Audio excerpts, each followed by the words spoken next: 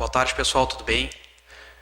Estou aqui nos estúdios do No Rules Podcast e vou gravar um vídeo hoje, depois de muitas pessoas perguntarem a minha opinião e muitas conversas por qualquer lugar que eu vá, sobre o nosso Supremo Tribunal Federal, especialmente a conduta do excelentíssimo senhor doutor, por favor, não leve a mal, Alexandre de Moraes, não me prenda, tá bem? E comentar um pouco sobre esses absurdos, principalmente nessa última vez que os empresários, alguns empresários, num grupo privado de WhatsApp, trocaram algumas mensagens e um deles disse que preferia que era melhor um golpe, provavelmente se referindo ao golpe de 64, né, que alguns chamam de Revolução de 64, enfim, mas acho que é uma expressão bem conhecida, que é o golpe de 64.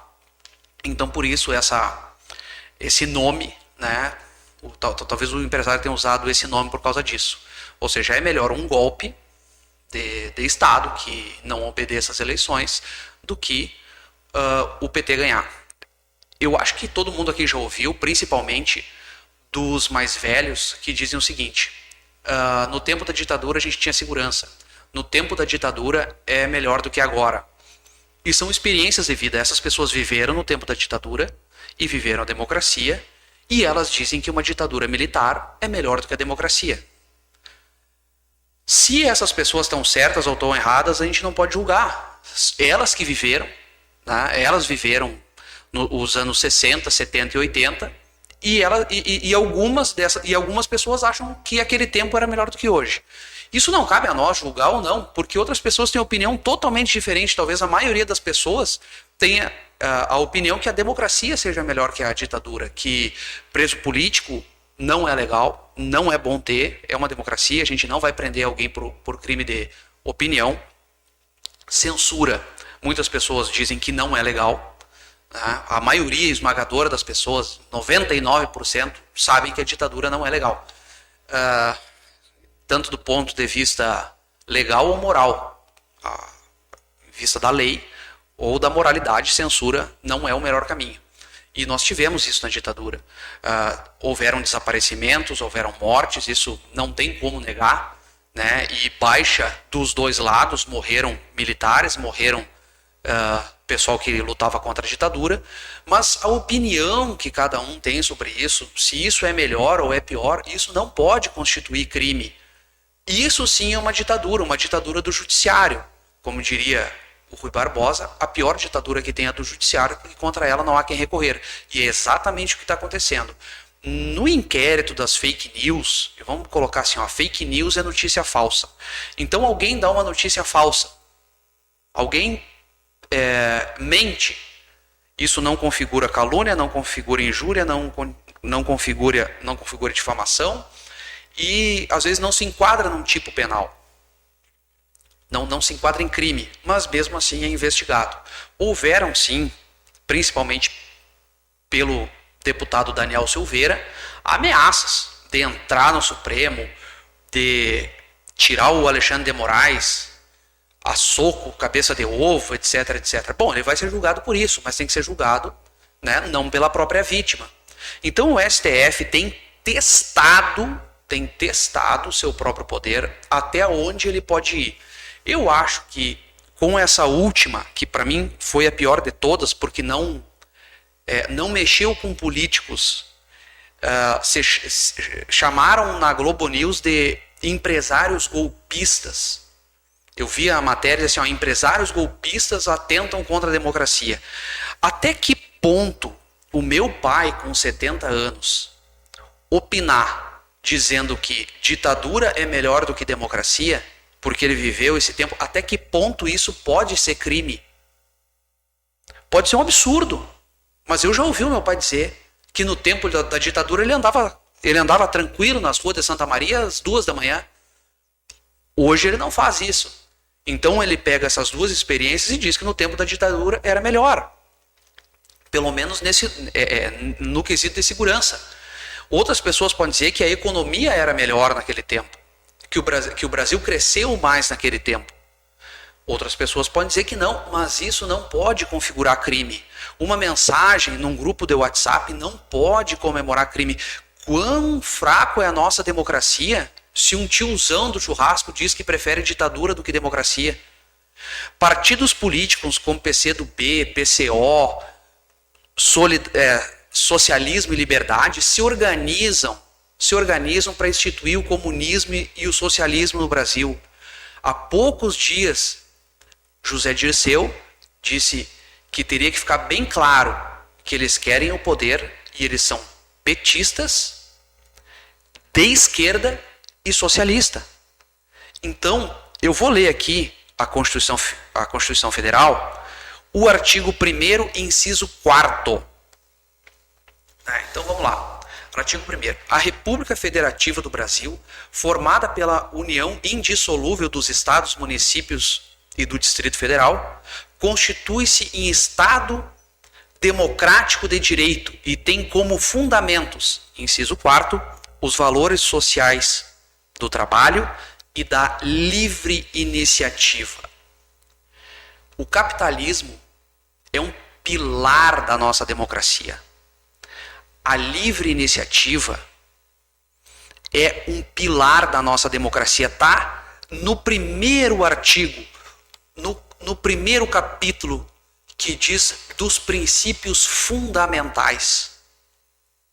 A livre iniciativa é capitalismo. Não existe livre iniciativa no comunismo, não existe livre iniciativa no socialismo. Então eu pergunto para vocês, se partidos políticos se organizam, se pessoas contribuem financeiramente para esses partidos políticos, se esses partidos políticos têm inclusive financiamento público para suas campanhas, para atentar, para lutar contra a livre iniciativa, lutar contra o capitalismo. Por que essas pessoas não estão sendo julgadas e processadas? Porque isso aqui é uma democracia. As pessoas podem lutar pelos seus ideais. Me diz uma coisa. Vocês estão cruzando numa rua e avistam uma casa. Nessa casa tem uma senhora de 90 anos, com uma vassoura na mão. E ela diz o seguinte para vocês: não entra aqui, senão eu vou te dar uma vassourada. Eu vou te matar, vou grudar essa vassoura na tua cabeça. Se a pessoa não se sente ameaçada, se isso não configura nenhuma ameaça, por que isso é crime? Pelo simples fato da velhinha dizer que vai matar alguém com uma vassourada? É possível que uma velhinha de 90 anos com uma vassoura consiga matar uma pessoa como eu, por exemplo? O que eu quero comparar é que esses empresários, num grupo privado de WhatsApp, eles falam bobagem e isso não ameaça o Estado democrático. Não existe nenhuma ameaça ao Estado democrático. Essas pessoas tiveram as contas bloqueadas, contas pessoais delas bloqueadas. Imagino que as pessoas não conseguem hoje, por exemplo, pagar uma conta de luz, porque estão com as contas bloqueadas. Não conseguem receber prolabore das suas empresas, porque estão com as contas bloqueadas. Muitos parentes dessas pessoas ali talvez sejam investigados também. E investigados por quem? Pelo Supremo Tribunal Federal. O Supremo Tribunal Federal não pode fazer investigação. Imagina só que um senador chamado Randolph Rodrigues fez um pedido. Esse pedido não passou pelo Ministério Público. A Polícia Federal não pediu o bloqueio de contas dessas pessoas. Então, um partido político com pouquíssima representação. A Rede de Sustentabilidade acho que deve ter no máximo um senador e um deputado, ou talvez nem deputado tenha. Né? Então, como que um partido político consegue governar através do Supremo Tribunal Federal? Pouquíssima representatividade, esse partido, e nenhum mandato eletivo. E como que essas pessoas conseguem simplesmente governar? Então, Alexandre de Moraes, ministro Barroso, assim como outros ministros, posso citar o Fachin também, às vezes fazem umas inquéritos, investigações, pedem sem provocação. Existem vários princípios, por exemplo, o princípio da inércia. É um princípio que norteia o judiciário, o princípio da inércia. O judiciário só age se provocado. Esse é um princípio básico de direito processual. Então estão ferindo esse princípio. E cadê o devido processo legal? Se existe o princípio da inércia que só age quando provocado, cadê o direito, né, desses cidadãos aí que está sendo desrespeitado? Cadê o Estado democrático para eles? O princípio do juiz natural, é o princípio da competência. Como que o STF vai abrir um inquérito e vai processar pessoas que não são deputados, não são senadores, não têm foro privilegiado? São pessoas comuns. Que grau de autoritarismo é esse? E essas pessoas que estão sendo investigadas pelo Supremo podem dizer o que quiserem, mas para mim elas não têm direito a duplo grau de jurisdição. Toda pessoa tem direito a duplo grau de jurisdição, de ser julgado por outro tribunal. Foi condenado aqui na nossa comarca, recorre para o tribunal regional, de cada estado, no caso. Então, cadê o duplo grau de jurisdição? Outro princípio outra garantia constitucional que está sendo negada a essas pessoas. E por aí vários, por exemplo, princípio da ampla defesa. Do que essas pessoas realmente estão sendo acusadas se os inquéritos, a maioria são sigilosos e nem seus advogados têm acesso? Como é que elas vão se defender se elas não sabem nem do que se defender? E o inquérito das fake news agora já passa de 2 anos. Sem encerramento, cadê os prazos?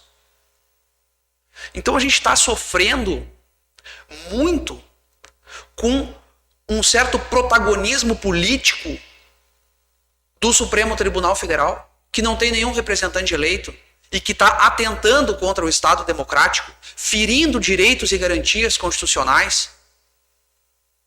Então essa é a minha opinião, que partidos políticos querem chegar ao poder, falam abertamente em socialismo e comunismo, ferindo a nossa Constituição, ferindo um dos pilares da nossa Constituição, que é o inciso 4º, que fala da livre iniciativa, que é capitalismo puro. A livre iniciativa é capitalismo puro. Eu posso ali abrir uma empresa, liberdade de contratar, liberdade para negociar, liberdade para mim abrir o meu negócio.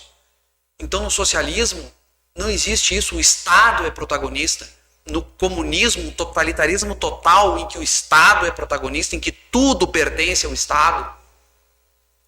Como que partidos desses se organizam e se financiam, inclusive com dinheiro público e dinheiro de apoiadores? E essas pessoas são reconhecidas como pessoas comuns que estão só lutando por seus ideais. Mas quando pessoas que querem militares no poder, e elas têm direito para isso, tanto é que elegeram um militar na última eleição, pessoas que têm outros ideais, simplesmente falam: eu prefiro ditadura do que democracia. Era melhor um golpe de Estado com a ditadura do que o PT no poder. Outra pessoa concorda. Ok, realmente é. Talvez nem tenha refletido sobre isso. Mas como que isso configura crime? Qual é o grau de ameaça que essas pessoas estão promovendo contra a democracia?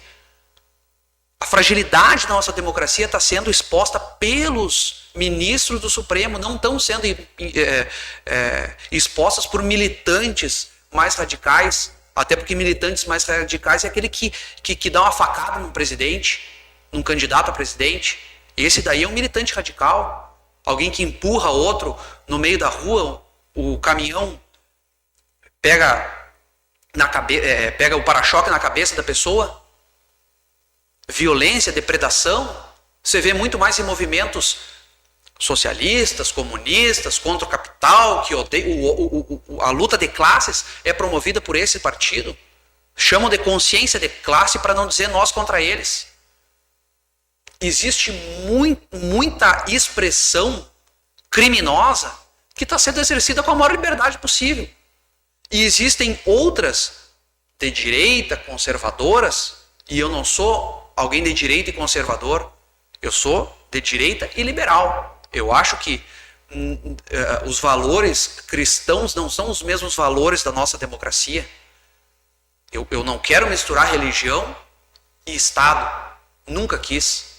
Então, se a pessoa é LGBT, se a pessoa, enfim, faz parte de alguma minoria que, de certa forma, seja descriminalizada pelos valores da direita conservadora, eu estou com elas. Mas eu também quero a livre iniciativa para o trabalho. E esses partidos, eles lutam contra um dos pilares da democracia. Já estou falando pela terceira ou quarta vez aqui. Como que nós vamos nos organizarmos como partido político, e aí eu vou para o 5º inciso do artigo 1º, que é o pluralismo político. Nós podemos ter quantos partidos entendermos necessários. Se nenhum dos partidos hoje nos representa, a gente pode ter um partido político, pode fundar um partido político, está na Constituição. É o pluripartidarismo. Então pessoas podem se organizar para pedir a ditadura do proletariado. Alguém do PCO vai lá e diz que acha justo fuzilamento para instituir o comunismo. Outra pessoa vai lá e diz que odeia a classe média. Odeia a classe média e que é o atraso do Brasil é a classe média. Outra pessoa vai lá e diz que para os conservadores nenhum diálogo. Luta. Um bom paredão, um bom fuzil, uma boa bala e uma boa cova. O outro que era candidato a presidente, agora é candidato a governador de São Paulo, diz que Hitler e Stalin tinham uma diferença, que Stalin era muito melhor, que ambos fuzilavam seus adversários, mas que Stalin lia seus livros primeiro. Tem declarações absurdas da esquerda. Simplesmente ridículas, assim, que despertam ódio entre as pessoas. E eles não são punidos. Eles podem falar o que quiserem. Mas as pessoas de direita conservadoras, que eu não me enquadro, não me encaixo, não acho que ditadura seja melhor que democracia, nunca vou achar. Acho que a nossa Constituição tem falhas, mas é melhor aprimorar essa daqui do que qualquer golpe de Estado. Mas por que uns falam abertamente em golpe de Estado e não são punidos e outros falam num grupo privado e têm a vida destroçada? Pessoas boas que não mataram ninguém, não fizeram nada. Vou citar Luciano Hang, um empresário bolsonarista, de direita, não gosta do PT. Tem problema. É livre para isso. Assim como tem outros que odeiam Bolsonaro, porque quando tem empresários golpistas e empresários bolsonaristas, mas não existem empresários petistas. Ninguém fala, quando vão falar em empresário de esquerda, fala só empresário. Quando vão falar em empresário de direita, fala empresário golpista, empresário bolsonarista. Mas aqueles de esquerda, eles só são empresários, né? São belos empresários. Então há uma distinção, sim, por parte da mídia, que eu entendo que é um quarto poder. Há distinção, sim, pelos tribunais. E a gente vai ver agora, por exemplo, aquele caso do Dallagnol, do promotor da Lava Jato, que talvez nem seja candidato, talvez seja cassado, porque teve um problema com algumas diárias. E o cara que está investigando ele tirou mais diárias do que ele. Então a gente tem assim uma certa caçada contra todos que são de direita e conservadores. E é uma verdadeira caçada. E aos de esquerda, ultra radicais, que pregam paredão, que pregam fuzilamento, esses, tudo bem, esses está legal. Então, no meu entendimento se o Senado não promover o impeachment desses ministros do Supremo, eu acho que dificilmente a gente vai ter uma democracia plena. E agora eu vou falar das urnas eletrônicas. Já falei mais de uma vez, e já falei inclusive no podcast, mas tu vê que absurdo eu não poder duvidar do Estado. O Estado agora está virando religião. Porque se um ministro diz que as urnas são invioláveis, eu não posso contradizê-lo dizendo que as urnas podem ser violadas. Podem vem de possibilidade. Como que a gente vai promover umas eleições com a possibilidade delas serem alteradas por programadores? Elas podem ser programadas antes da votação. Digamos que em determinada sessão tenha 200 eleitores. Alguém pode programar essa urna para contabilizar os votos de 100 para um, 50 para outro, 20 para outro, 30 para outro. Ela pode ser programada para isso. E o boletim de urna será impresso ao final com aquela votação na qual ela foi programada. Independente da interface que o eleitor esteja vendo. O eleitor pode apertar o que quiser, vai aparecer aquela interface ali. Ele botou 22, vai aparecer Bolsonaro. Ele botou 13, vai aparecer Lula. A interface da urna vai estar tudo ok. E a pessoa confirma. O boletim de urna pode ter sido alterado antes. Possibilidades. Existe essa possibilidade? Existe. Basta que queiram. Basta que queiram. Não existe segurança 100%. Nem no voto físico existe segurança 100%. No voto impresso não existe segurança de 100%. Mas com certeza existe mais segurança. Um voto físico é mais seguro do que um voto digital. Então, pessoal, quando alguém fala isso, dizem que é fake news. Ah, não, fulano está espalhando notícia falsa dizendo que a urna pode ser adulterada, então ele está atentando contra a democracia. Eu estou falando de possibilidades. Estão tentando calar as pessoas. Através de cadeia, de bloqueio bancário, e isso não tem outro nome que não seja perseguição política. Então, aproveitando agora meus últimos dias de liberdade, talvez depois de eu ter falado contra a lei de Alexandre, talvez tenha alguns probleminhas para resolver aí, mas acho que não. Tomara que esse vídeo não chegue nos ouvidos deles e chegue tão somente a quem pediu a minha opinião sobre o caso.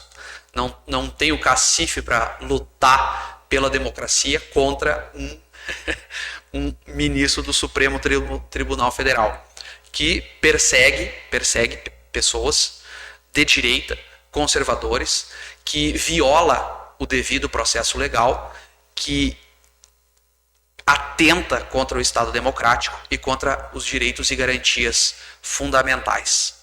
Tá bem, pessoal? Então, agradecer a audiência de todo mundo aí aqui no Novulas Podcast, tá? E fiquem atentos aí à programação, que vai ter bons convidados aí no futuro, tá bem? Valeu!